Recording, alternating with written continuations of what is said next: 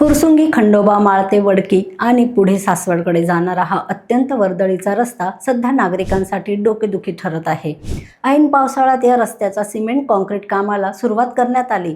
एका बाजूचे काम पूर्ण झाले असले तरी दुसऱ्या बाजूला पाईपलाईनच्या व्हॉल्टसाठी असलेले लोखंडी पाईप अर्धवट कापून तसेच सोडण्यात आल्याचा आरोप स्थानिकांनी केला आहे। या धारदार लोखंडी पाईपमुळे अनेक वाहनांच्या टायरचे नुकसान झाल्याचे समोर आले आहे। त्याचबरोबर सिमेंट कॉन्क्रीट रस्त्याच्या कामात आवश्यकतेपेक्षा कमी स्टील वापरल्याचाही आरोप नागरिकांनी केला आहे। सध्या शाळा आणि महाविद्यालये सुरू असल्याने विद्यार्थी, पालक आणि नागरिकांना चिखल, दलदल आणि खड्डेमय रस्त्यावरून जीव धोक्यात घालून प्रवास करावा लागत आहे। संबंधित विभाग, ठेकेदार आणि लोकप्रतिनिधींनी तातडीने या कामाची पाहणी करून त्रुटी दूर कराव्यात, तसेच शासनाच्या पैशाचा अपव्यय करणाऱ्या संबंधित ठेकेदारांवर कठोर कारवाई करावी, अशी मागणी संतप्त नागरिकांनी केली आहे।